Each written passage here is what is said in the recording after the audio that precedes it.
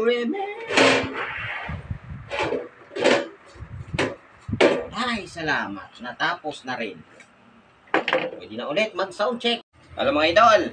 Yan, good morning. Magandang araw. So, meron tayo ditong repair na AV602. Sabi ni customer, habang nagpapamusic daw siya, bigla na lang nawala yung audio ng kanyang amplifier. So, susubukan natin ngayon. Tugtugin. Lagyan natin ng RCA.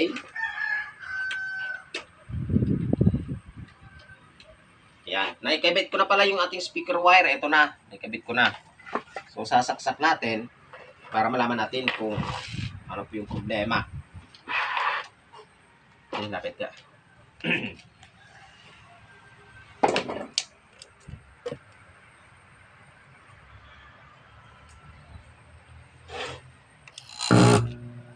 Yan. So, ganyan lamang siya. Umahaming lamang. Wala po tayong audio na naririnig sa ating sa ating amplifier. So, pero chinik ko na to. Kapag nag-direct ako dito sa kanyang input, yan ito yung input niya patungo dito sa main amp niya. Yan, tatanggalin muna natin itong RCA. Tapos lalagyan natin ito. Dito tayo mag-i-input.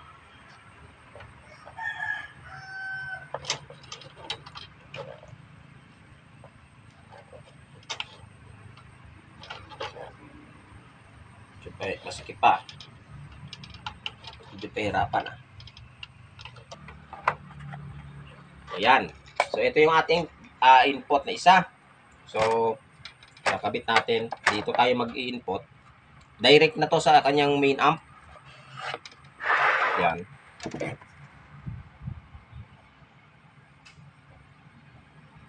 Tapos, papawero natin.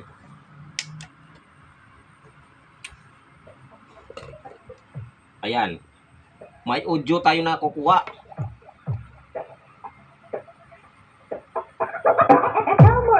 Yan.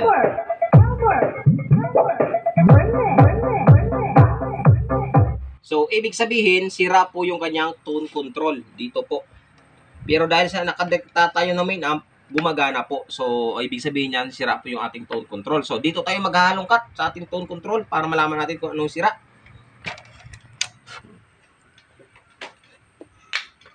So, magtatanggal tayo ngayon ng kanyang tone control para malaman natin kung ano yung problema ng ating amplifier dahil sa wala sang audio.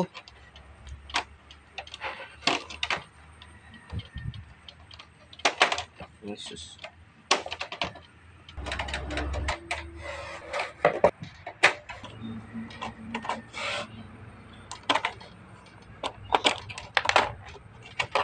So, ito yung una nating stage ng tone control.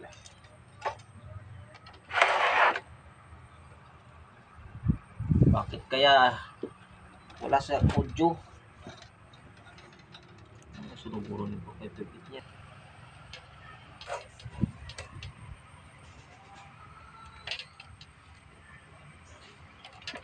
Corroded na ang iyang kanyang area.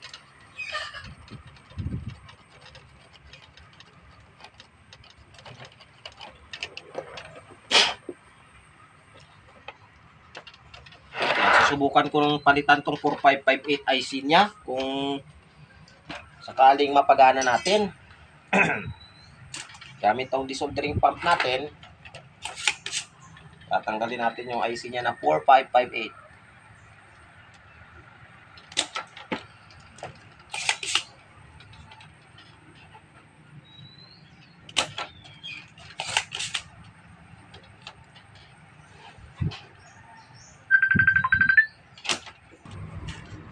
Yan, so tatanggalin natin yung 4558 na IC niya. Para malaman natin, ayun, nalaglag na. Kung 4558 nga ba yung sira. Dahil sa wala tayong audio output dito na makukuha.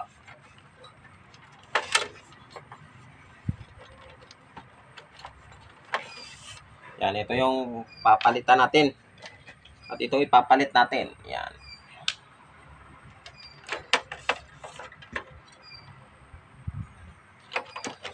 4558 IC.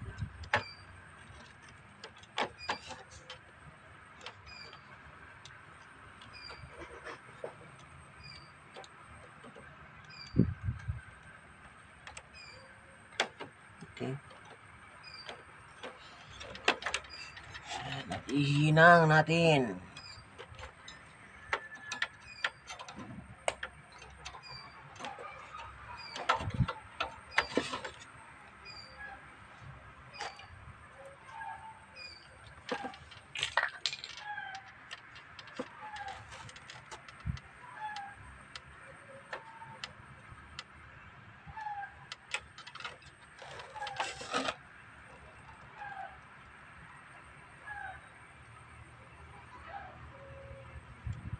Matibang mag-isa.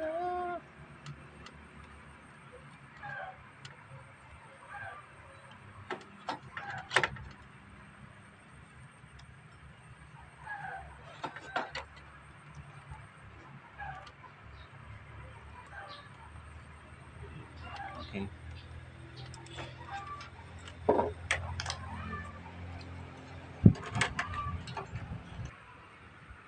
So yan, napalitan ko na ng 4558 IC. Susubukan natin ngayon.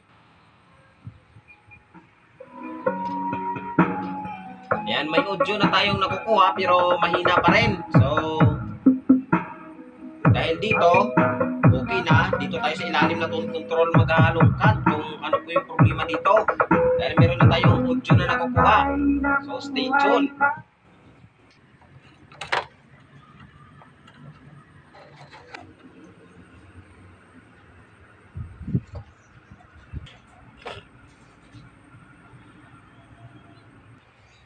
So, ito na mga idol. Sound check na natin. Napalitan ko ng 4558 IC yung control ng ating amplifier. Ito yun, oh. Kinalawang pala yung mga paa ng kanyang 4558 IC. Kaya hindi pala tumutunog. So, ngayon, ito dahil napalitan ko na, pwede na mga sound check. Lagyan ng Twitter. So, ito na. Isa-sound check natin dahil naayos na natin yung amplifier na 5 auto. Kung malakas na ba yung tunog niya.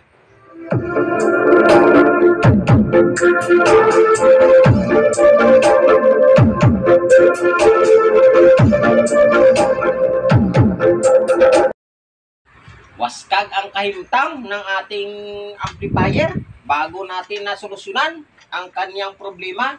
Hindi tumutunog dahil sa sira yung kanyang apat na 4558 IC. Yan, kinain ng kalawang yung mga terminal niya. So ngayon, symbol tayo ng amplifier, mga idol. Kung ano daw yung kinuha, ganun din yung ibabalik. Kaya ko kung ibalik, gamit lang yung apak-apak portion. Yan. So, symbol natin yung ating mga pigitan ng amplifier para makuha na ni customer at mapatugtog na sa darating na Pasko at bagong taon.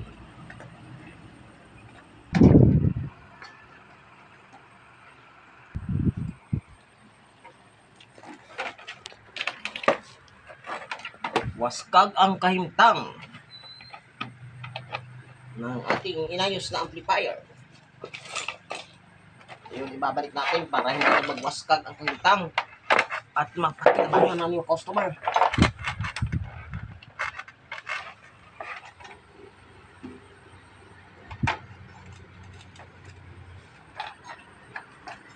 Hindi yung daliri mo. Hindi makapasok-pasok sa maliit na butas. At pumasok na.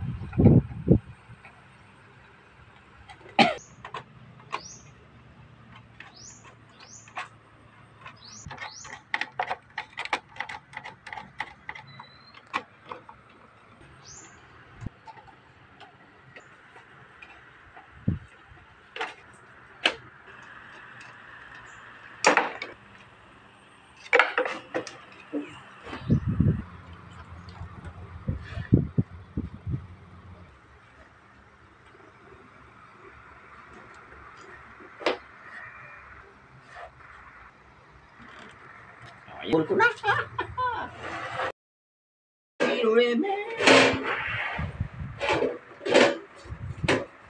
Ay, salamat. Natapos na rin. Pwede na ulit mag-sound check.